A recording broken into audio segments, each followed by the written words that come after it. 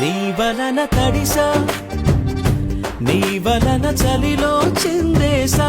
ఎందుకని తెలుసా, నువ్వు చనువిస్తావని ఆశ.